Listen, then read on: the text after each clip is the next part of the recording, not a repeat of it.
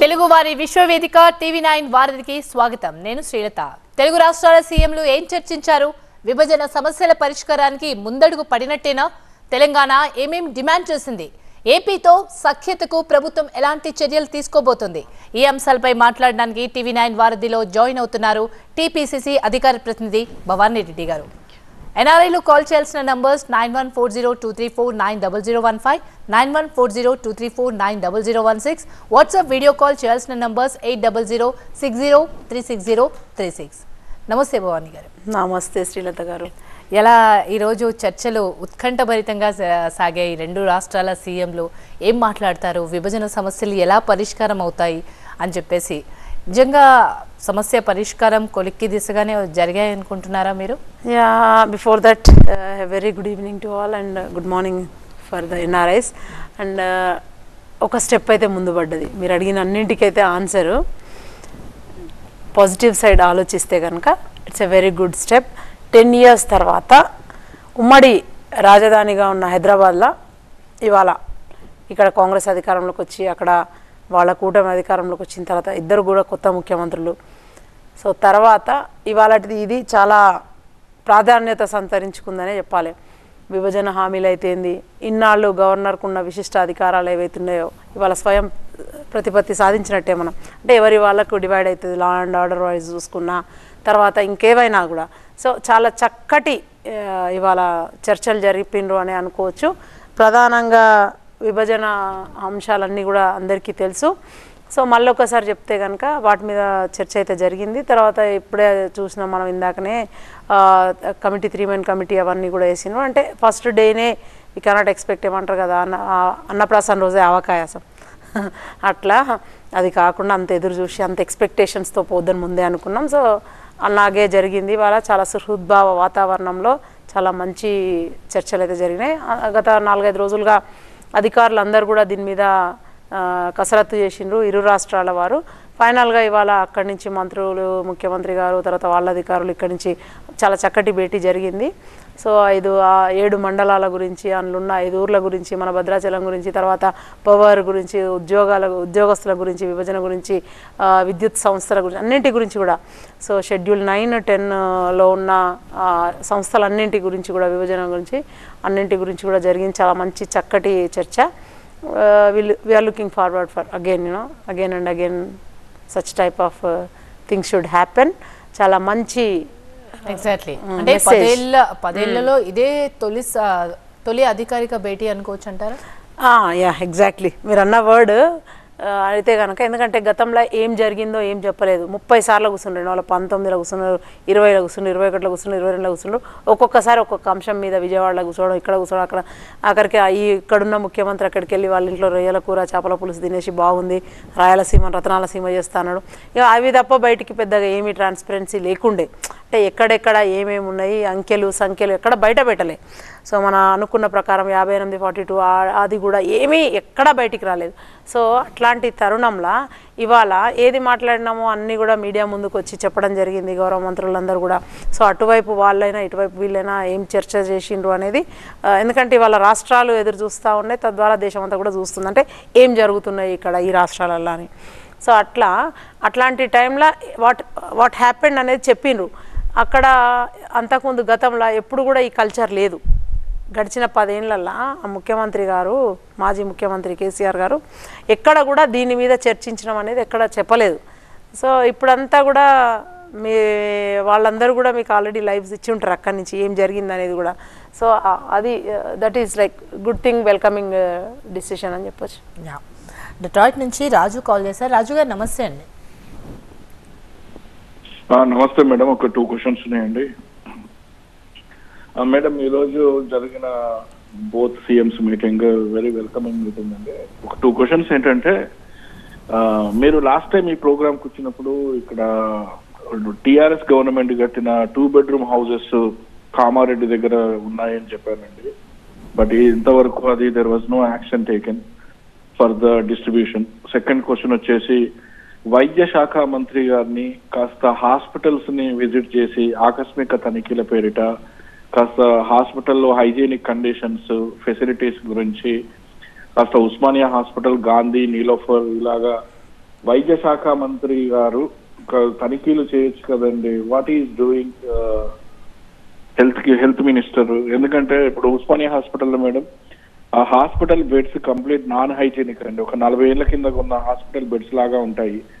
కాబట్టి కొంచెం hospital beds ని మార్పించడం, తర్వాత హైజీనిక్ కండిషన్స్ ని ఇంప్రూవ్ చేయటం, తర్వాత ఫెసిలిటీస్ ని ఇంప్రూవ్ చేయటం, కాస్త ఇన్ఫ్రాస్ట్రక్చర్ ని మెరుగుపరచడం, ఇలాగా చేస్తే బాగుంటది. ఇంకో క్వశ్చన్ ఏంటంటే, we don't know who is the civil supplies related minister in the Telangana, but ఆంధ్రాలో చూస్తే ఆయన మనోహర్ గారు సివిల్ సప్లైస్ గోడౌన్ తిరుగుతూ quality of the every item అండి, కందిపప్పు కానీ, రైస్ కానీ, ఆయిల్ కానీ, తర్వాత వెయిట్ కూడా కొన్ని పాకెట్స్ లో కిలో ఉంటే 30 కిలో పెట్టి కిలో అని చూపించడం, అక్కడ అవినీతి. తర్వాత క్వాలిటీ ఆఫ్ ద డిస్ట్రిబ్యూషన్, ఇలా ఆయన ప్రతి గోడౌన్ తిరుగుతూ ఒక మంత్రి అందులో ఉన్నటువంటి అవినీతిని పట్టుకుంటున్నాడు. అలాగా మన తెలంగాణలో కూడా మరి సివిల్ సప్లైస్ మినిస్టర్ ఇంతవరకు అయితే ఇంత కీన్ గా అయితే చూడలేదు. అంటే మంత్రులు మేడం యాక్చువల్గా ఏంటంటే కాస్త ఎక్కువగా ఫీల్డ్ యాక్టివిటీ ఉంటే బాగుంటుందండి. వీళ్ళు మహారాజులు కాదు కదా, కాబట్టి మహారాజు అని ఫీల్ అయిన. రాజు గారు, ఫస్ట్ క్వశ్చన్కి వచ్చేసి నిజంగా కూడా మీరు అన్నట్టుగా తెలంగాణలో చాలా మంచిగా జరుగుతూ ఉంది. మీరేం అపోహలు పెట్టుకోవద్దు. ఇంకా కొంచెం టైం పడుతుంది. అలాట్మెంట్స్ అవన్నీ కూడా లాటరీ ద్వారా అవన్నీ ఆయా శాఖలు అవి చూసుకుంటా ఉన్నాయి. ఇంకా ఫర్దర్గా ఏమన్నా 80% అట్లా అయిన ఇల్లులు కూడా ఉన్నాయి, అవి కూడా కంప్లీట్ చేసి ఇవ్వడానికి. ప్లస్ ఆల్రెడీ కంప్లీట్ అయినాయి కామారెడ్డిలో, మీరు అన్నారు కదా, అదే కామారెడ్డి విషయానికి వస్తే తలుపులు కిటికీలు అన్నీ ఊడిపోయి ఉన్నాయి, అట్లీస్ట్ రిపేర్ చేసి అయినా ఇవ్వాలి కదా. సో అవన్నీ చేసినాక మీరు అన్నట్టుగా డెఫినెట్గా లబ్ధిదారులకు ఏవైతుందో ఖచ్చితంగా అలాట్ చేయాల్సిందే. ఎందుకంటే మేము కూడా ప్రజావాణిలో తీసుకున్న అన్నీ ఉన్నాయి కదా, మెజారిటీ ఆఫ్ అప్లికేషన్స్ అన్నీ కూడా డబుల్ బెడ్రూమ్ల మీదనే వచ్చినాయి. సో ఏమంటారు కదా, కొందరికి ఇస్తే కొందరికి ప్రాబ్లం అవుతుందని. సో చూడాలి, అది అత్యంత బిలో పావర్టీ లైన్లో ఉన్న వాళ్ళకు అందే విధంగా అది గవర్నమెంట్ చర్యలు తీసుకుంటుంది. అండ్ సెకండ్ క్వశ్చన్ విషయానికి వస్తే, మీరు ఆంధ్ర ఎక్కువ చూస్తున్నట్టున్నారు సోషల్ మీడియాలో కానీ టీవీలలో కానీ, మీ ఫ్రెండ్స్ ఎవరైనా ఆంధ్రాకి ఎక్కువ సంబంధించిన వాళ్ళు డిస్కషన్స్ ఉన్నట్టున్నాయి. కానీ తెలంగాణలో కూడా ఇట్స్ హ్యాపెనింగ్. మీరు అన్నారు కదా పౌర సరఫరా శాఖ అని, తను మొన్నటిదాకా వర్షాలల్లో వడ్ల గురించి కానీ ఎక్కడ చూసినా ఐకేపీ సెంటర్స్ని విజిట్ చేయడం కానీ, గౌరవ మంత్రి గారు ఉత్తమ్ కుమార్ రెడ్డి గారు బాగా అవన్నీ చూసుకున్నారు దగ్గరుండి. తర్వాత ఇంకా పోతే విద్యుత్ శాఖ మంత్రి కూడా ఆయననే. సో అప్పుడు మీరు చూసినరో లేదో 85,000 కోట్ల కుంభకోణం జరిగింది అని చెప్పి. సో ఇవన్నీ కూడా మేము గత ప్రభుత్వం చేసిన విధ్వంసాలను అన్నిటిని కూడా సరి చేసుకుంటూ మళ్ళా కొత్తగా మనం కూడా మన మార్కు వేసుకోవాలి. కొత్తగా అప్పులు తీసుకురావడమా లేకపోతే సంపద సృష్టించడమా, ప్రజలందరికీ కూడా న్యాయం చేకూర్చే విధంగా ఉండాలి. మంత్రులందరూ కూడా వాళ్ళు ఎవ్రీడే వాళ్ళు సమీక్షలు పెడుతూనే ఉన్నారు, అన్నీ జరుగుతూనే ఉన్నాయి. బట్ మీరు ఎక్కువ కాన్సన్ట్రేషన్ అక్కడ చేస్తున్నట్టు. Please do watch Telangana TVs also, and Telangana మీడియాలో ఉన్న మమ్మల్ని అందరినీ కూడా ఫాలో అవ్వండి. You will know. అంతెందుకు, ఇప్పుడు నా సోషల్ మీడియా, నా ట్విట్టర్, నా ఇన్స్టాగ్రామ్ చూస్తుంటే ఎవ్రీడే హ్యాపెనింగ్స్ అన్నీ కూడా రెగ్యులర్గా మేము పోస్ట్ చేస్తూ ఉంటాము. సో డెఫినెట్గా ఇది మన బాధ్యత. అండ్ ఇంకొకటి వస్తే ఆరోగ్యం గురించి కూడా మాట్లాడినారు. Yes, health and education is the primary things అని చెప్పి ముఖ్యమంత్రి గారు చాలా సందర్భాల్లో చెప్పడం జరిగినారు. సో దాని పరంగా కూడా మేము ఫస్ట్ స్టెప్ అదే తీసుకున్నాము. మేము ఇచ్చిన 6 గ్యారంటీలలో కూడా దానిలో ఒకటి వైద్యానికి సంబంధించి అత్యంత ఇంపార్టెంట్ అయినది 2 లక్షల నుంచి 10 లక్షలకు ఆరోగ్యశ్రీని పెంచడం జరిగింది. అంటే ప్రతి ఒక్కరికి కూడా ఖరీదైన వైద్యం ఏది చేయించుకున్నా కూడా అది వాళ్ళకు ఉండాలి వెసులుబాటు అని చెప్పి చేయడానికి. ఇకపోతే మీరు అన్నట్టు కూడా పీరియాడికల్లీ మంత్రులు అందరూ కూడా, అధికారులు, డిఎంఎండ్ హెచ్ఓస్ వాళ్ళందరూ కూడా సమీక్షలు చేస్తూనే ఉంటారు, విజిట్ చేస్తూనే ఉంటారు. ఎస్, మీరు అన్నట్టు ఇప్పుడు రానున్నదంతా కూడా వర్షాకాలము, డెంగ్యూస్ ఇట్లాంటి ఫీవర్స్ అన్నీ ఉన్నాయి కాబట్టి అనిపిస్తుంది. కానీ ఎప్పుడు ఉండే డెంగ్యూసే ఎప్పుడు ఉండేటే, కానీ మనం కూడా కొంచెం జాగ్రత్తగా ఉండాలి. అండ్ వాళ్ళు కూడా విజిట్ చేస్తున్నారు. It's happening. Thank you. తనిఖీలు అన్నారు కాబట్టి నిజంగానే గవర్నమెంట్ హాస్పిటల్లో పరిస్థితి చాలా అధ్వానంగా ఉంటుంది. అక్కడ వెళ్ళి చూసే వాళ్ళకే తెలుస్తుంది ఆ ప్రాబ్లం ఏంటి అనేది. At the same time TV9 కూడా డ్రైవ్ చేస్తుంది. ఒక రెస్పాన్సిబుల్ జర్నలిజంలో భాగంగా ఉద్యోగులు 12 గంటల వరకు కూడా రాని పరిస్థితి. ఇది ఒక్క హైదరాబాద్లోనే కాదు, మిగతా ప్లేసెస్లో కూడా అలాగే రావట్లేదు. దీనిపై ప్రభుత్వం ఏదైనా స్ట్రిక్ట్ యాక్షన్ తీసుకోబోతుందా? ఎందుకంటే రేవంత్ రెడ్డి గారిని ఒప్పినా ఒప్పకున్నా సీఎం చంద్రబాబుతో పోలుస్తూ ఉంటారు. సహచరుడు అని, గురువు అని, శిష్యుడు అని. ఆయన ఎంత మెయింటైన్ చేస్తారనేది ప్రతి ఒక్కరికి తెలుసు. చంద్రబాబు హయాంలో ఉద్యోగులు వణికేవాళ్ళు. ఆ టైప్ ఆఫ్ పాలసీస్ ఏమైనా తీసుకువస్తుందా కాంగ్రెస్? డెఫినెట్లీ ఇప్పుడు కూడా అంతే. Everywhere happening. నిన్న మొన్న చూసినారు మీరు, కోమటిరెడ్డి గారు వాళ్ళ వెంకటరెడ్డి గారు వాళ్ళ శాఖకు పోయి ఆకస్మిక తనిఖీలు చేయడము, తర్వాత అక్కడ ఉన్న సంబంధించిన వాళ్ళ ఎంప్లాయీస్ అందరినీ కూడా చెప్పడం జరిగింది. ఇవన్నీ కూడా జరుగుతూ ఉంటాయి. It's part and parcel. So పరిపాలనలో భాగంగా అన్నీ కూడా యాక్షన్ తీసుకోవడము, తర్వాత అవన్నీ జరుగుతూనే ఉంటాయి. సో ఎందుకంటే అది చేయాలి, need of the hour. So మీరు అన్నట్టుగా రేవంత్ రెడ్డి గారు కూడా చాలా గుడ్ గవర్నెన్స్తో ముందుకెళ్తున్నారు. 18 hours హీఈస్ వర్కింగ్. ఇప్పుడు మీరు చూసిన స్టార్టింగ్లోనైతే ఫస్ట్ 3 months అయితే 12 o'clock 1 o'clock వరకు కూడా సచివాలయంలో సమీక్షలు జరిగినాయి. సో గతంలో ఎన్నడూ లేకుండే. గత ముఖ్యమంత్రులు ఎప్పుడు సచివాలయంకి రాలేదు. అంటే కేసీఆర్ గారు అయితే సచివాలయంకి ఒక్కరోజు కూడా రాలేదు. ఆయన ఇంటి దగ్గర నుంచే చేసిండు. వేరేజ్ తెలంగాణలో కాంగ్రెస్ వచ్చిన తర్వాత ఇప్పుడే తెలంగాణ వచ్చిందా అన్న విధంగా కూడా పరిపాలన నడుస్తూ ఉంది. సో మీరు అందరు కూడా జస్ట్ లైక్ వచ్చిన 6 monthsలా 3 months మాత్రమే మనకు టైం ఉండింది. మళ్ళీ వెంబటే ఎలక్షన్ మాన్యువల్కి వచ్చినాం.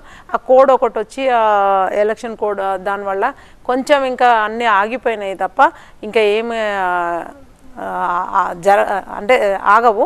ముందుకు ఇప్పుడు కరెక్ట్గా పరిపాలన మీద పడతారు. ఇప్పుడు కరెక్ట్ ఇప్పటి నుంచి from now it takes place and everything will be in correct position.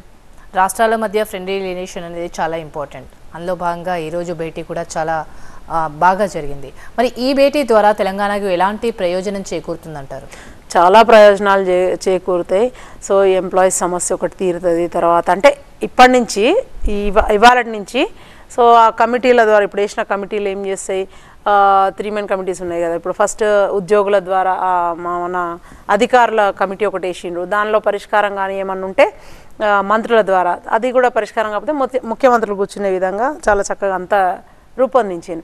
So దానిలో ఏమవుతుందంటే మనకున్న విద్యుత్ బకాయిలు వాళ్ళు చెల్లించాల్సి వస్తుంది. మనం పెట్టిన లెక్కల ప్రకారం ఆటో ఇటో నెగోషియేషన్స్ ఉంటాయి, అదంతా ఇదంతా అని. సో అప్పటి ఆస్తుల విలువ వేరు, ఇప్పటి ఆస్తుల విలువ, అప్పుడు అప్పుల విలువ వేరు, ఇప్పుడు ఇంట్రెస్ట్లు వేరు, సింపుల్ కాంపౌండ్ ఇంట్రెస్ట్ రకరకాలు ఉన్నాయి కొన్నింటికి తీసుకున్న అప్పులు.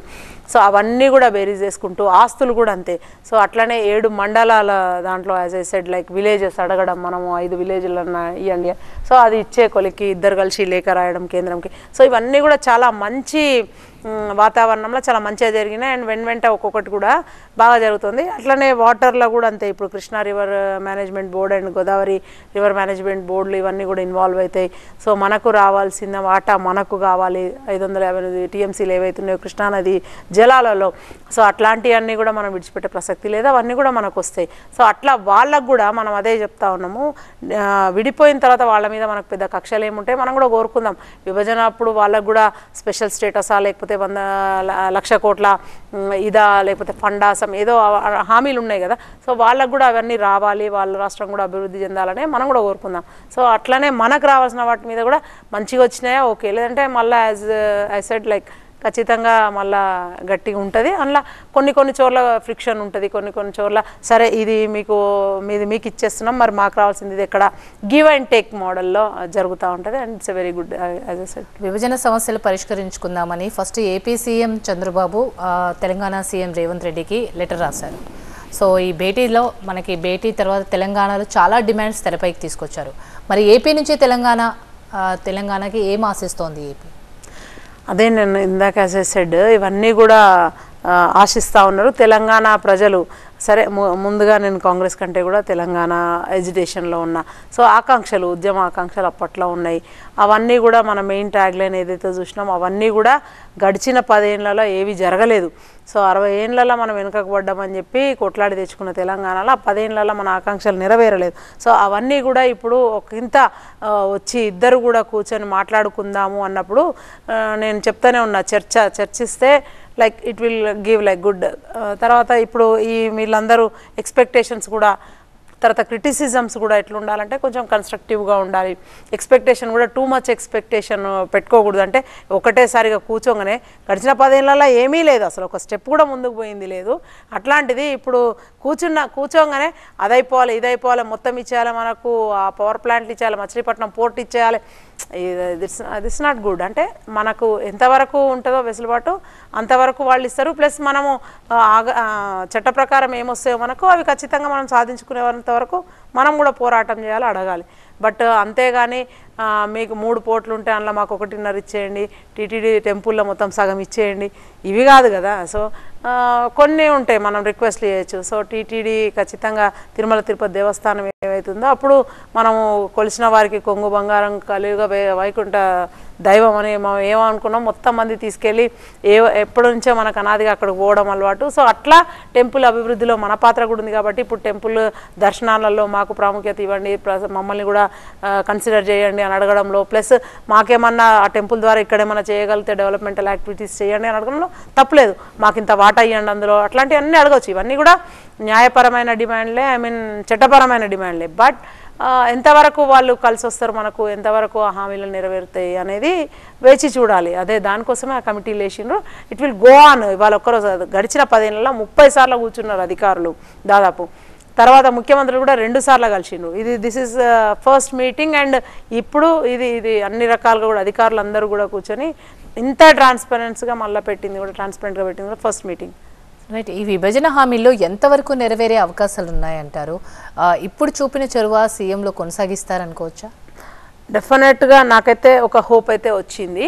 అంటే ఇట్లా కూర్చొని ఇట్లా అని నో వన్ ఎక్స్పెక్టెడ్ దిస్ ఎంత ఉంది కాబట్టి ఖచ్చితంగా నెరవేరుతాయని అనుకుందాం. ఎందుకంటే పోను జటిలమవుతాయి ఇంకా సమస్యలు. సో అప్పుడున్న ఉద్యోగాలు రిటైర్ అయినా కొద్దీ వాళ్ళ పే స్కేల్స్ కానీ, పోనీ ఇక్కడి నుంచి అక్కడికి ఉద్యోగస్తులు అక్కడికి వెళ్ళినప్పుడు వాళ్ళ ట్రాన్స్ఫర్ పీరియడ్లో ఉన్న పే స్కేల్ కానీ, లేకపోతే ప్రమోషన్స్ కానీ ఇంకా సమస్యలు జటిలమవుతుంటాయి. ప్లస్ అప్పులకు వడ్డీలు కూడా, ఇవన్నీ కూడా చాలా ప్లస్ ఆస్తుల పంపకాలలో కూడా ఫర్ ఎగ్జాంపుల్ ఏదో రవాణా వాళ్ళు ఏదో అడుగుతా ఉన్నారు, అవన్నీ కూడా.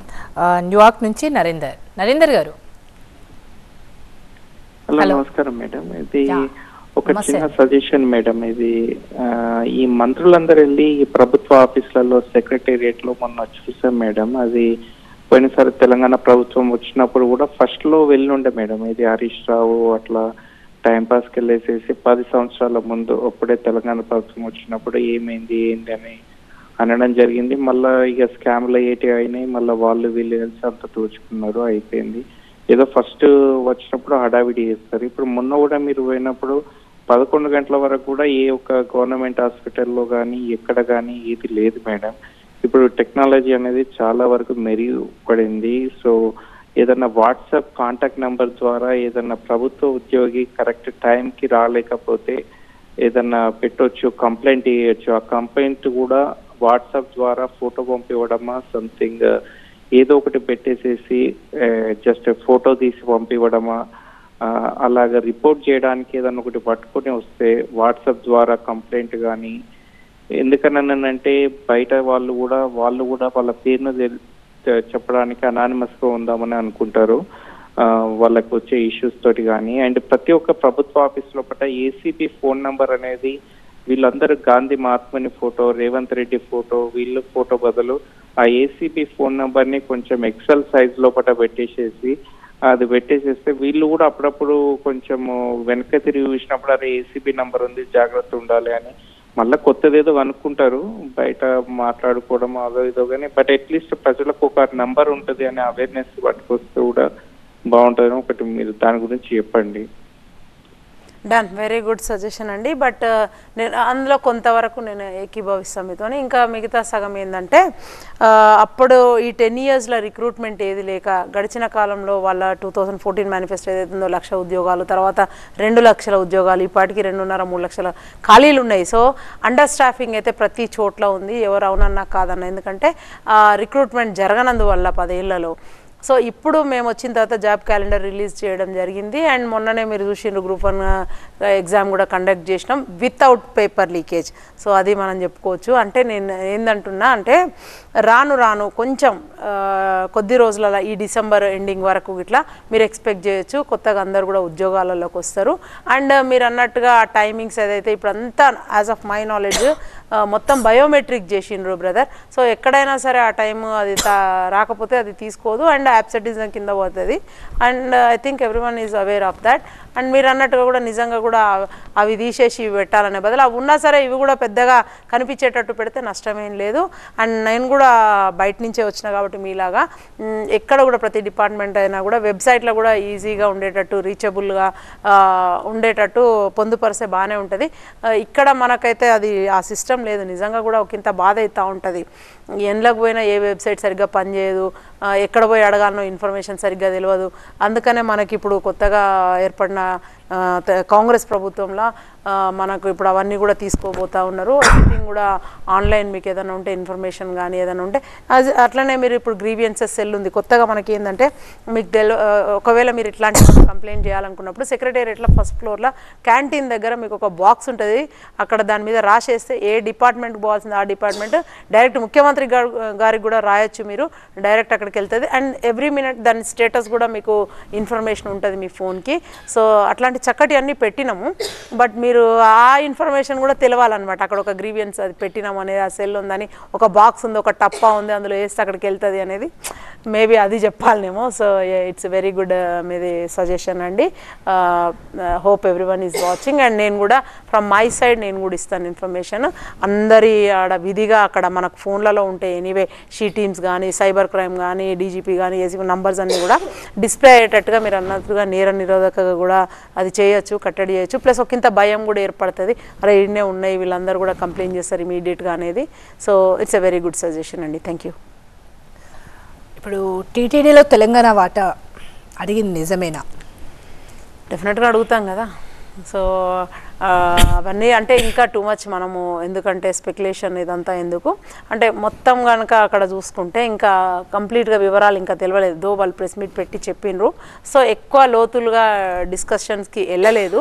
సో ప్రధానంగా అయితే అవుట్లైన్ మొత్తం ఇన్ని రోజుల నుంచి వీళ్ళు ఏమేమి నంబర్స్ ఆ స్టాట్స్ ఏమవుతున్నాయో నేను చెప్పినట్టుగా కృష్ణా నదీ జలాల వాటా కానీ తర్వాత ఈ ఉద్యోగుల విభజనలో ఎంతమంది ఎక్కడికి అనేది క్యాడర్ తర్వాత ఈ విద్యుత్ సంస్థలలో కానీ వీటన్నిటి మీద కూడా అవుట్లైన్ డిస్కషన్స్ అయితే జరిగినాయి. సో ఫర్దర్గా నెక్స్ట్ భేటీలో ఇవన్నీ కూడా తెలిసే అవకాశం ఉంది. డెఫినెట్గా అడుగుతాం కదా. Thank you so much Bhavani గారు, వార్తకి వచ్చి మీ వాల్యుబుల్ టైంని కేటాయించారు. థ్యాంక్ యూ శ్రీలత గారు. ఇది వార్త చూస్తూనే ఉండండి TV9.